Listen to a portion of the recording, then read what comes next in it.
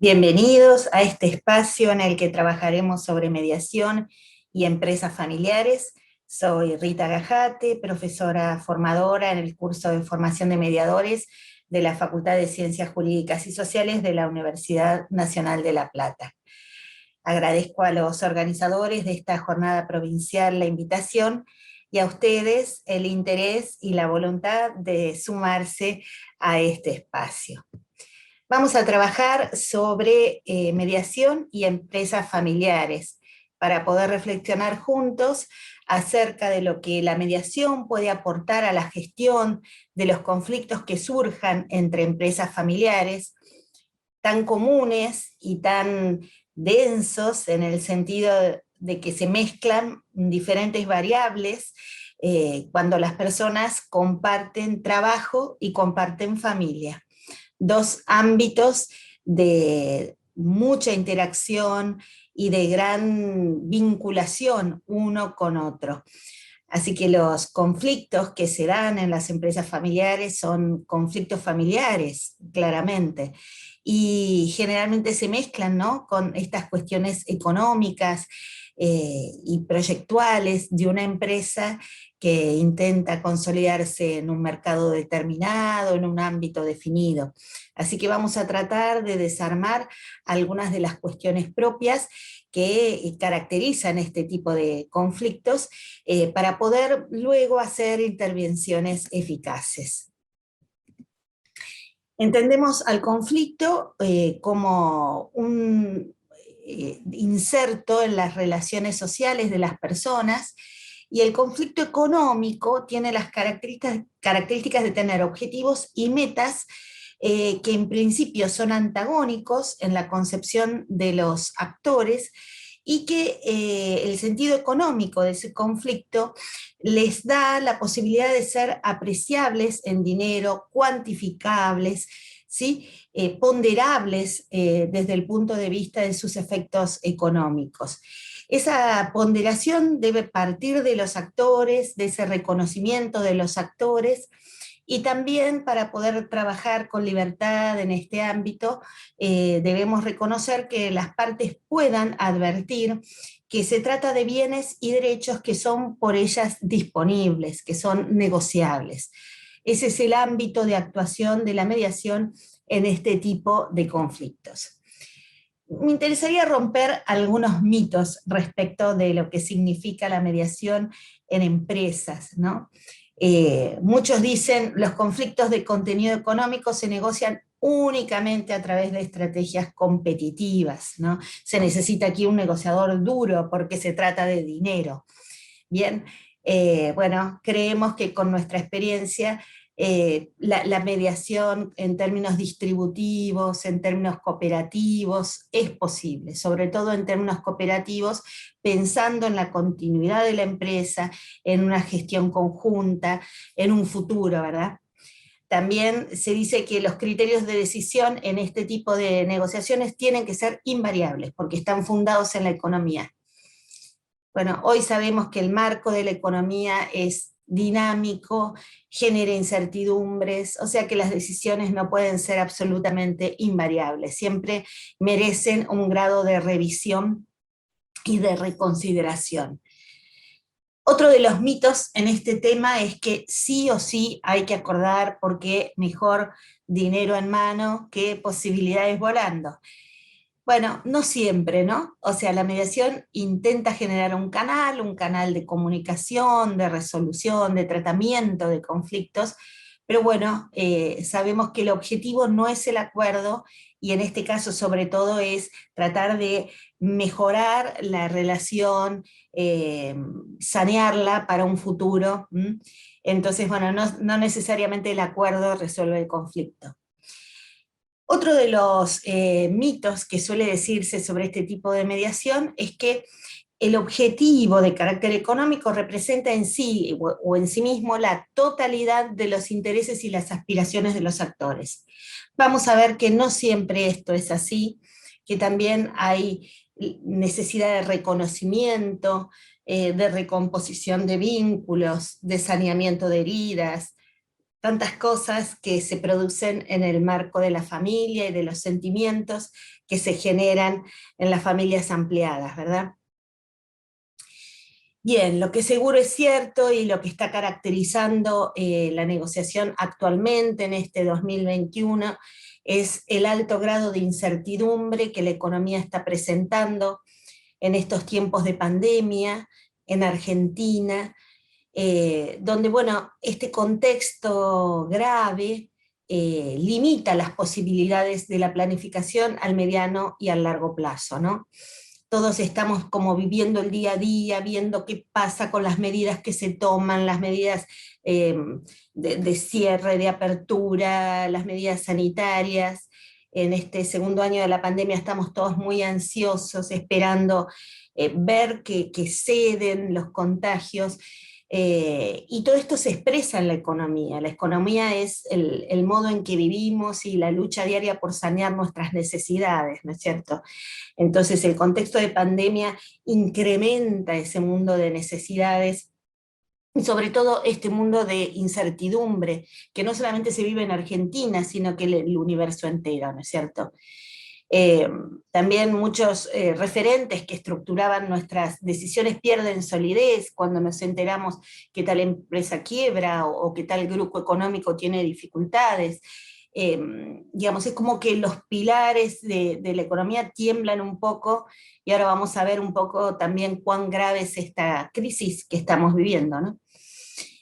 Claramente el factor de riesgo aumenta. Si hay algo que la empresa corre siempre es el riesgo económico, el riesgo de producción, el riesgo empresario, pero en este momento es una variable muy difícil de ponderar, porque todavía la pandemia no acabó y todavía no hay estudios suficientes acerca de cómo considerar ese riesgo.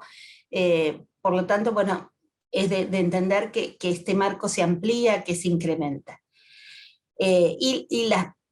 Esta incertidumbre viene también de afuera hacia adentro, digamos, también de las economías más fuertes, de las economías que han sostenido algún nivel de interrelación con la nuestra. Digamos, la pérdida del Producto Bruto no ha sido solo en Argentina, sino a niveles mundiales. La Unión Europea, Alemania, Estados Unidos han perdido Producto Bruto en el año pasado y esto influye también en nuestra economía gravemente. Por eso, claramente nos presentamos ante una crisis que algunos la hacen que sea sinónimo de emergencia económica. Podríamos decir, no toda crisis implica emergencia económica. La emergencia económica es un instrumento que el Estado toma a partir de una ley y que determina la emergencia económica. En nuestro país, la crisis sanitaria fue definida como tal y esto genera también la crisis económica y hay una interrelación muy fuerte entre crisis sanitaria y crisis económica en la concepción jurídica del momento en el que estamos viviendo. Lo cierto es que desde la economía, y no puedo negar mi formación de base como profesora de economía política, la crisis es un drástico desajuste de la tendencia secular, o sea, la tendencia que va teniendo una economía llega a un punto cúlmine a partir del cual cambia su tendencia, que puede ser en ambos sentidos, ya sea en un sentido de la recuperación y del auge, o un sentido de la recesión y la crisis profunda, ¿no? Por eso la crisis genera todas estas expresiones que estamos viviendo hoy día. Recesión, o sea, achicamiento del sistema productivo, achicamiento de las demandas, de los mercados, hasta llegar a veces a la parálisis, ¿no? Desempleo, claramente, si no hay producción, el empleo se resiente, empezamos a ver suspensiones, empezamos a ver bueno, determinación de prescindibilidad, claramente inflación, claramente es un fenómeno que los argentinos vivimos parecería inacabadamente, pero en épocas de crisis la inflación es mucho mayor y hasta puede ser interrupción de la cadena de pagos, ¿no es cierto? Cuando falta efectivo en el mercado y esto complica las obligaciones tomadas. Por eso la crisis implica una situación de excepcionalidad. O sea, por eso es muy importante en estas situaciones definir los marcos situacionales, definir la situación de crisis, clarificarla, ¿sí? establecer un marco legal para transitarla, y en ese marco legal pensar en la resolución de conflictos. Por eso es muy bueno que la empresa familiar clarifique estos conceptos y los lleve a actuar en consecuencia, estableciendo marcos autorregulatorios, ¿no? Para dimensionar un poco las características de esta crisis, yo, digamos, les estoy presentando algunos indicadores macroeconómicos, un poco para entender esta situación de excepcionalidad que decíamos hoy. Para Argentina, la producción en el año 2020 cayó un 9,9, o sea, casi un 10% del PBI, del PBN, según datos oficiales del INDEC respecto de 2020. En relación al empleo, la tasa de desempleo subió un 11,4, según dice el INDEC de 2020. Esto significa que 2.100.000 personas perdieron el empleo. Esto nos va marcando lo agudo, lo doloroso de la crisis económica por la cual estamos atravesando. El índice general de los precios en 2020 subió un 36,20, según también el INDEC al cierre del año 2020, y en lo que va de 2021 se elevó en un 4,58 con perspectivas de incremento, conforme también lo vamos apreciando en el mercado todos los días, ¿no? Y bueno, al día de hoy el tipo de cambio, el valor del dólar blue, ahí puse la fecha para tener una referencia, es de 150 pesos, con lo cual, bueno, estamos viendo un poco cómo acomodamos aquellas prestaciones económicas que están cotizadas en dólares, ¿no? Con el agravante de que tenemos varios dólares a considerar y hace muy difícil la estandarización de las obligaciones en dólares. Por eso, la propuesta de trabajar en mediación en las empresas es una propuesta superadora de este universo crítico que estamos viendo. Superadora en el sentido de un tratamiento no judicial de los conflictos que para la empresa pudiera ser muy gravosa, ¿no? En realidad, esta idea nace ya hace unos cuantos años en Estados Unidos, cuando se define en el ámbito de lo que llamamos conflicto management, cuya idea fuerza es que los problemas organizacionales se desajustan respecto de las expectativas que se tiene de la actividad que se va llevando adelante, y que es muy importante resolverlas sin litigio o sin, diríamos, definición judicial de ese litigio. Esta corriente se desarrolla alrededor de los años 80, de la mano del profesor de Harvard, William Ury, que todos nosotros conocemos por sus célebres textos de lectura obligatoria para los mediadores. En realidad, estas ideas de Ury derivan en modelos organizativos llamados ADF, o sistemas integrados de resolución o gestión de conflictos y controversias, cuyos principales elementos les voy a presentar en este espacio. Si tuviéramos que hacer una suerte de tipología de conflictos empresariales, ¿cuáles serían los más determinados, los que aparecen con mayor claridad? Por un lado, los conflictos entre vendedores de bienes, servicios y clientes, ¿no? Digamos, el final del cuento de cualquier circuito productivo es la venta del bien o servicio, y la relación entre los vendedores y los clientes. Claramente, una relación de precio, de demanda, de oferta. Los conflictos entre acreedores y deudores, ¿no? en todo el proceso productivo, y que llegan a un punto máximo conflictivo cuando la empresa entra en situación de concurso preventivo, de tiempo de sospecha, ¿no? Asimismo, los conflictos por injurias, ofensas y perjuicios de todo tipo, contractual o extracontractual, que las partes se adjudican ante a veces resoluciones inconsultas o unilaterales, ¿no es cierto? Cuando hay un despido o cuando hay una decisión más fuerte por cerrar la producción en una línea o cerrar la misma empresa, ¿por qué no? También conflictos por obligaciones morales y naturales, ¿no? La falta de información, Y aquí se cruzan un montón de variables muy sensibles. Todos ponemos en nuestro trabajo mucha fuerza, mucho ánimo y hasta la realización personal en el propio trabajo. Hay una proyección de sentimientos muy fuerte en el trabajo que vamos desempeñando.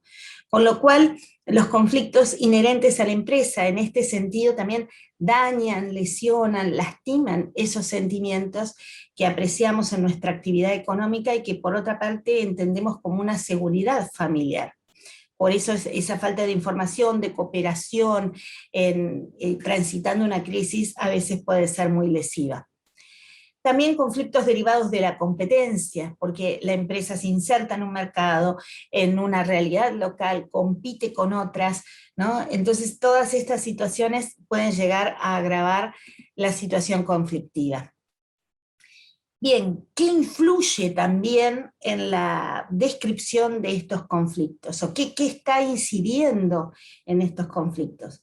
Bueno, claramente los grupos de interés, estos los grupos asociativos, las lealtades, las amistades, las asociaciones, las cooperaciones interempresarias, ¿no? Grupos de financiamiento versus grupos de tomadores de crédito, grupos económicos, claramente. Bueno, obviamente el tema de los recursos, la necesidad de sostener esos recursos, de que los recursos alimenten el sistema productivo y el sistema empresario.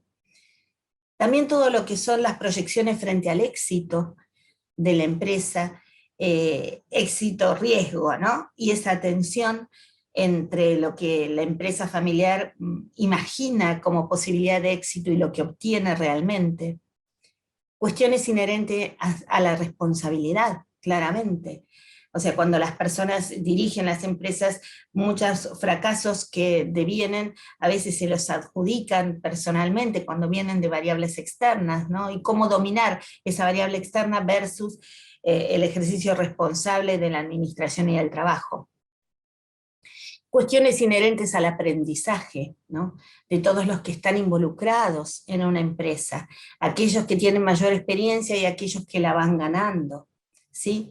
Y los contextos locales, la cultura, todo esto tiene que ver también con los mandatos que las personas que lideran las empresas familiares reciben de sus antecedentes, de sus fundadores, que generalmente ya no están vivos cuando se genera el conflicto, ¿no?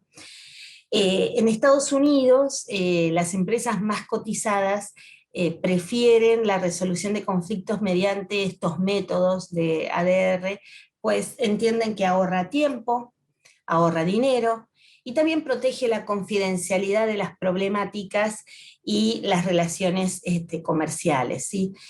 Muchas veces estos pactos de confidencialidad que en mediación son tan comunes, ya las empresas los tenían en relación a la confidencialidad productiva, de fórmulas, de información y contratos de confidencialidad que las empresas suelen desarrollar con sus agentes.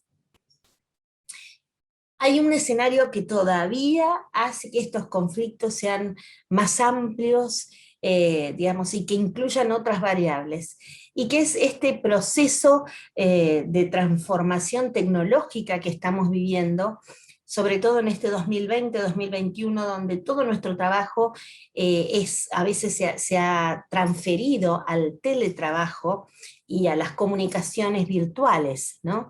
Donde además se ven amplificados, por ejemplo, por las redes sociales, los comentarios, los rebotes de esos comentarios en las redes sociales, que a veces suelen ser tan lesivos y que ponen en un plano externo lo que debería resolverse en un plano interno de la empresa familiar, ¿no?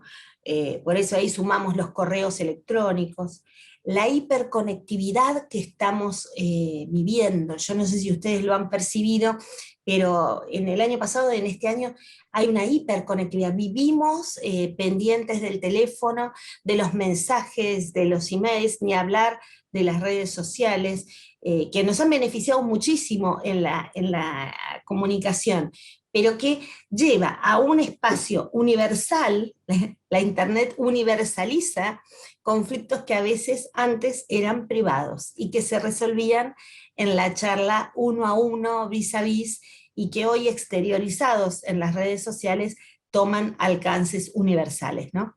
Por eso la globalización está incidiendo en estos conflictos de carácter económico que involucran empresas familiares, universalizando esta cantidad de problemáticas que otrora estaban en el ámbito privado y de la confidencialidad. Bien, ahí vamos llegando a por qué optar por la mediación en la empresa.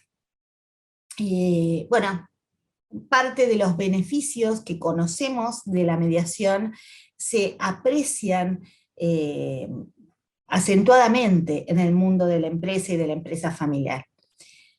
Por un lado, porque las soluciones llegan más rápido, o sea, pueden ser más inmediatas, menos burocráticas. Luego, porque evita el desgaste del personal, cuando son los protagonistas los que se sientan a conversar, se evita que el personal se desgaste en esas relaciones tensas entre quienes están liderando o quienes tienen la decisión en la empresa. Luego, porque es voluntaria y confidencial, como todos sabemos. La confidencialidad aquí juega un factor importantísimo. Piensen ustedes lo que para la empresa significa el prestigio en el mercado, la cartera de clientes, la confianza que la misma empresa busca generar en un ámbito determinado. Y luego porque se propicia la comunicación y la convivencia pacífica, y este beneficio se comparte con todos los modos de mediación, y sabemos que es sustancial para mantener la paz social, y sabemos que todo mediador busca en definitiva la paz con estos métodos de resolución amigable de los conflictos.